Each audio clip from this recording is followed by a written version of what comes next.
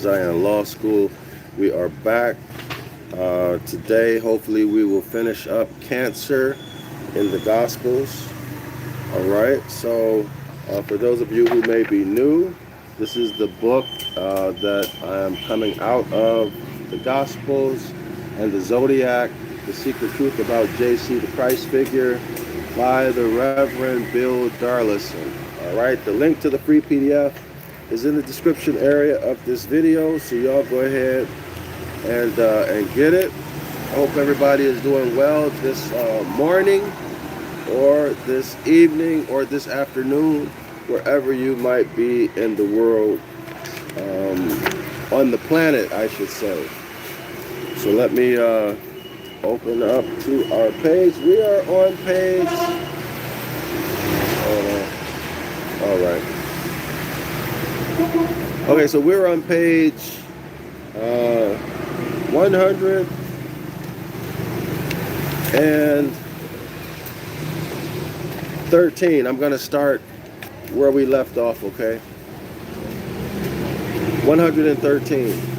Again, this is Cancer. So this text is based upon Mark chapter 6, verse 30, through chapter 8, verse 21, okay? I'm going to start right at the bottom. So y'all going to have to go back and watch the last paragraph, the last sentence, okay? You'll have to go back and watch the video in the sequence immediately before this one in order to get the rest of the paragraph, okay?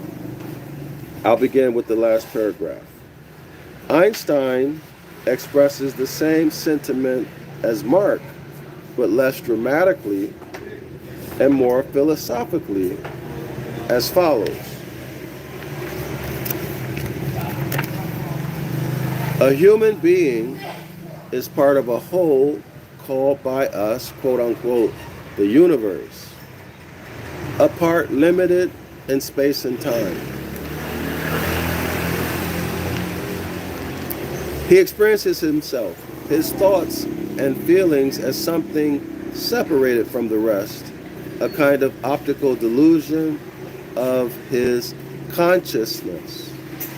This delusion is a kind of prison for us, restricting us to our personal desires and affections for a few persons nearest to us. Okay, so you only care about those people who are close to you.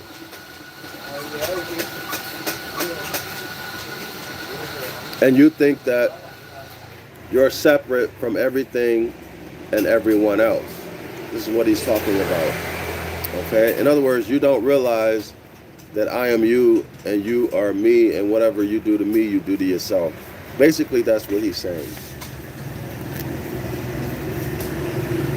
The delusion is a kind of prison for us, restricting us to our personal desires and affections for the few people who are closest to us.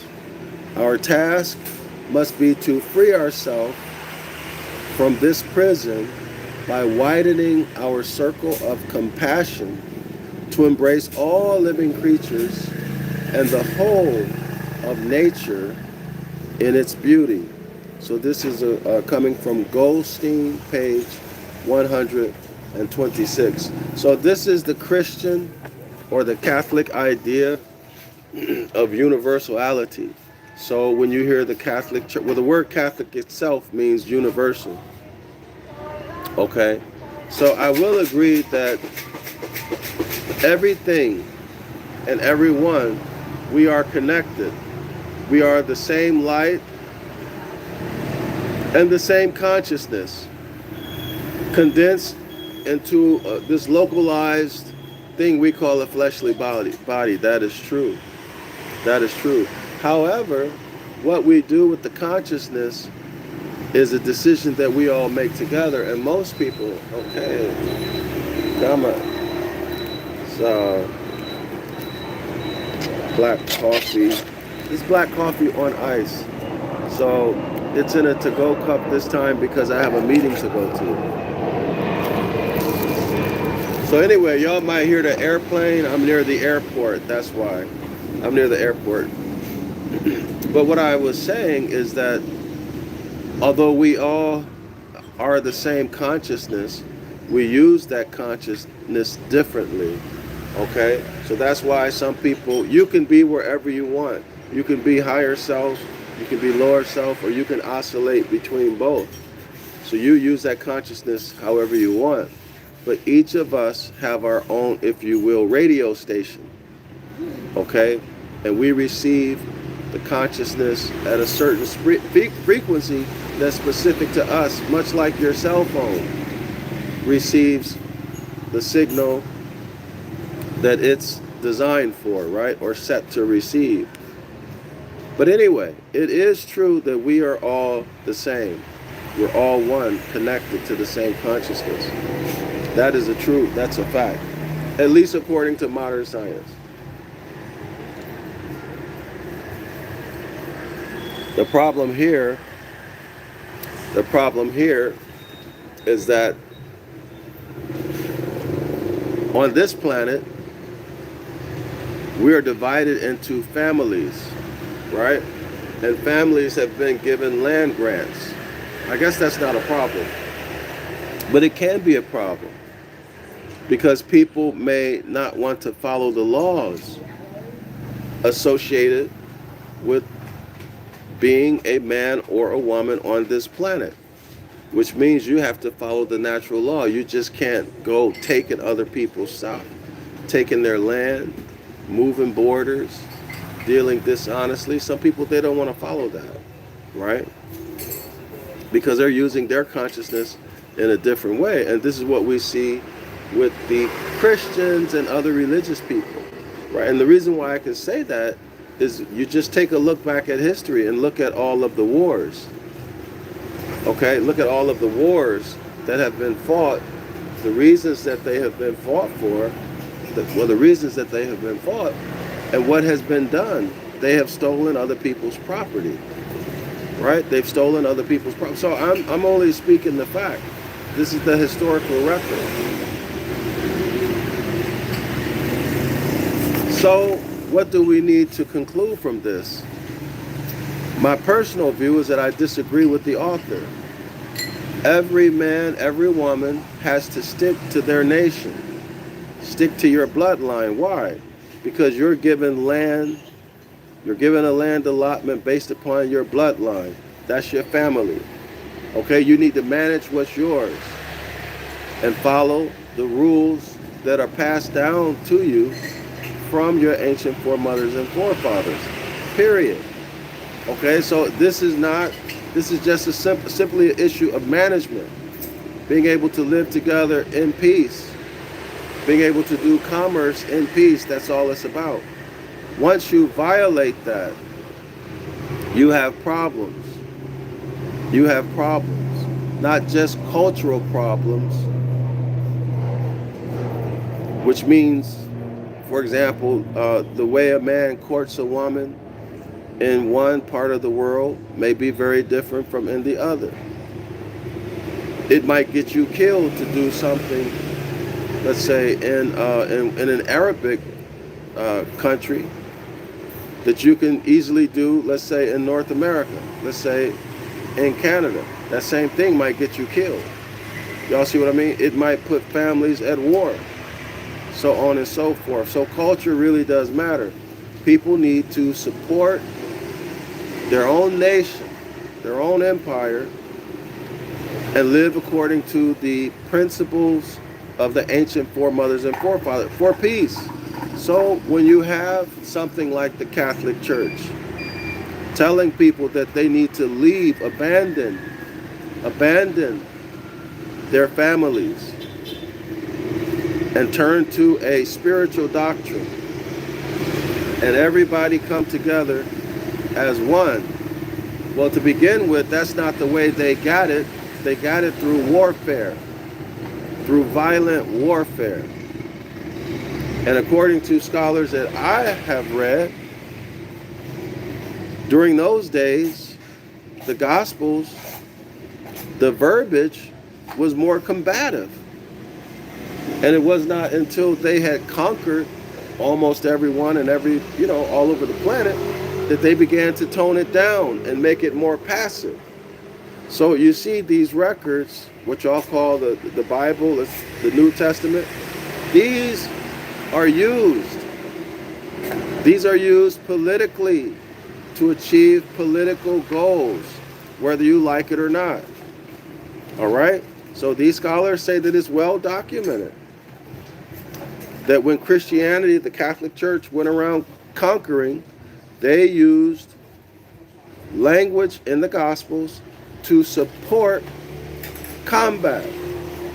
Okay? To support combat. So anyone who says that these documents have not been edited to achieve political ends, they don't know what they're talking about. They absolutely do not know what they're talking about. But as I said before, now that Catholicism or Christianity has control over this planet, they've toned it down where you need to be more passive, respectful of government. Why? Because they are in control of all of the governments. They own the nation states. So of course they don't want anybody to rebel, to revolt. They're already in power. Okay? So you need to join them and abandon your birthrights. Let me repeat that. You need to abandon your birthrights as a requirement to be a part of Christianity. Okay? That's just what it is, y'all. That is what it is. And this is why you'll hear religious people saying that they're no longer under the law. Well, there's a reason for that. And what do you abandon it to get? You abandon it to get spiritual food, which is a whole big bag of nothing. Of nothing, literally nothing.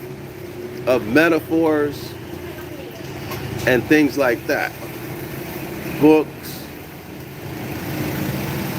success and achievement literature. You get absolutely nothing in exchange for your having abandoned natural law. So why is natural law important? Because as the sovereign, the Genesis chapter 2 sovereign, you are the king, you are the monarch. And all of the land, energy, and resources are yours. You need to step up and claim them. And I hope you guys can see, as a Moor, you're the substance and subject matter of the law. Whatever you say, that's the law. That's what it is. Your law, your authority as a lawmaker and what you do is totally up to you, and it only ends when you begin to infringe or encroach upon another sovereign's right. But you give that up for a whole bag of nothing. Spiritual food at the proper time. Give me 1 second. Okay, I'm back. All right, so let's get back to it. Anyway, the function of all spiritual practice, from whatever tradition it comes, is to help us to narrow the gap between self-awareness and other awareness. Okay, now other awareness, from my point of view, this should be those people who are in your nation, not people who are foreigners. Foreigners can deal with themselves. We're supposed to deal with us, the autochthonous people, right? The autochthonous people. We who are sprung from the soil, we deal with us, not foreigners. Period. Not hybrids. All right? So these spiritual practices are teaching people to step outside of the concept of dealing with your own, of nationalism, okay? And going into universalism by dealing with hybrids and foreigners. And whenever you dilute yourself, you lose power, period. You even hear people these days, like Dr. Claude Anderson, talking about we need to return to group economics. Even the blacks or the Afrocentric people, they say what? Afrocentrism. It's an acknowledgement to stick within your group. So this concept is not foreign at all. But we need to do things as sovereign Moorish nationals, period. And other people for somebody else. Not our business. Not our business. And you do realize that's part of the contract, right? Those words that was given through Moses. From whatever tradition it comes, is to help us narrow the gap between self-awareness and other awareness, to remove that residual film from our eyes, which is diluting our sight. And while it is important to stress that this applies to everyone, regardless of their zodiacal sun sign, it is appropriate to give the final word in this chapter to Helen Keller, born June 27, 1880, who bore the physical burden of cancer in isolation. So she was a cancer and she was isolated, okay? In a way, expected a few people. All of her senses didn't work. I believe she could only touch. No sight, no hearing. So only sight and hearing did not work. Okay? That she overcame it, both physically and spiritually, is wonderfully consoling and challenging to us all. Those who have been mentally blinded in the gradual furnace of the world can and must be pressed to look for new capabilities within themselves and work out new ways to happiness. They may even resent faith that expects nobler things from them. They say, in effect, I will be content if you take me for what I am, dull or mean, or hard or selfish. But it is an affront to them and to the internal dignity of man so as to acquiesce.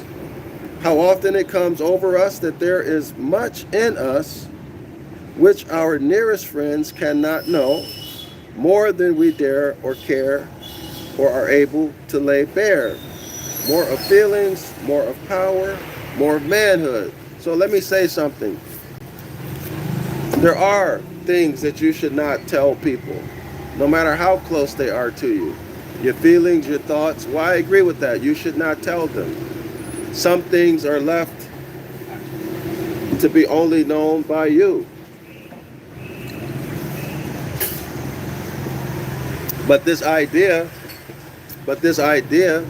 of helping other people before you get yourself to be okay is foolishness. This idea of helping other nations before your nation is okay is absurd. Completely absurd. I hope y'all understand what I'm trying to say. You take care of self first. Christianity wants you to forget about you and take care of the next person and take care of people outside of your nation. But who are what? Within their church. Within their church, but outside of your nation. So they get the benefit. They get the benefit of taking care of self, right? Because self for them is all the nations that they can bring into their church. Self for you is the one nation whose bloodline you represent, that you ascended from, and whose laws you must follow. So do y'all see that? Do you see it? They're getting the benefit out of it. So let's continue. We need limitations and temptations to open our inner selves, dispel our ignorance, tear off disguises, throw down our idols, and destroy false standards. So in other words, it's through trials and tribulations that you begin to know your strength. Okay? So you've got to, what do they say? Pressure produces diamonds, right? Pressure produces diamonds. Well, there's nothing more true than that. In fact, I'll tell you my personal experience. Not detailed, but it was through trial, extreme tribulation, betrayal of almost everybody around me, that I came to realize that, you know what? I cannot rely on this deity I've been following. This deity either doesn't exist, or it is against me, or uninterested in me. But I quickly realized that I was on my own, and I did not need that deity. I didn't need that deity. How did I get there? It was to realize that I'm born. I'm given all these things at birth, and that I am my own Savior. So let's continue. Only by such rude awakenings can we be led to dwell in a place where we are less cramped, less hindered, and by the ever-insistent eternal. Now, y'all should know that when you begin to experience trials, they're not bad things. I mean, they may hurt and be painful, be scary, intimidating, but after a while, once you begin to learn that you always overcome them, that you always overcome them, and that you can take it. You know, you can not only take a left hook, but you can give a left hook, you know, and you can deal with a flurry, and you can come back with a flurry. Once you begin to learn that, you become comfortable under fire. You become comfortable under fire. Nothing shakes you. Okay? Nothing shakes you. All right? So let's continue.